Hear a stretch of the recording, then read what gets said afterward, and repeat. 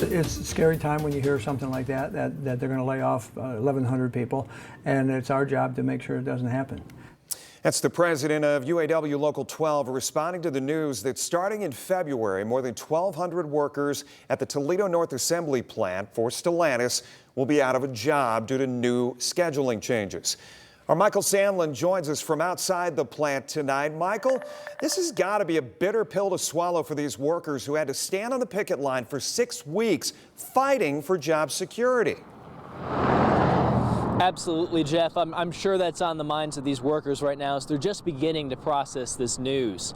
Stellantis reps telling us that they're going to go from a variable shift system down to a 2-shift system, and anyone that doesn't fall in those 2 shifts will likely be out of a job, at least in the short term. To help break down this development, I reached out to automotive experts across the country to explain why this is happening now and what happens next to those workers. Workers at the Toledo assembly plant and the Mack truck plant in Detroit received the notice Thursday. Thousands of them could soon be laid off next year. But why now? Cornell University's Art Wheaton says Stellantis' official line is that they need to cut back because of California's emissions rules, or CARB.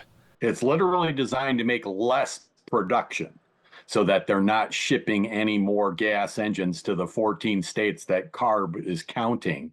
So they're trying to reduce the production. The easiest way for Stellantis to reduce the production is to go from 3 shifts to 2 shifts.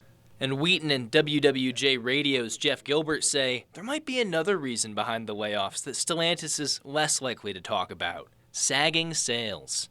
The Wrangler and the Bronco have increased sales over all of off-road vehicles, but for the Wrangler's share, it shrunk those sales, and there are pretty big inventories of the Wrangler. So that's an issue at work, as well as the emissions issues in California. And who produces the Wrangler? The Toledo Jeep assembly plant.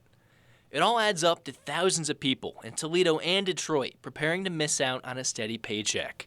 According to Stellantis reps, the biggest victims of this layoffs will be the temporary workers, representing some 84% of everyone being laid off. This just after fighting to win a more permanent role inside the company during the strikes.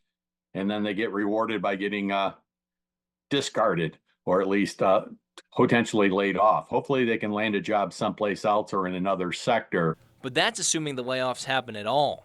Gilbert says Stellantis has been creating a level of uncertainty about this move, saying that the jobs could come back again in the future.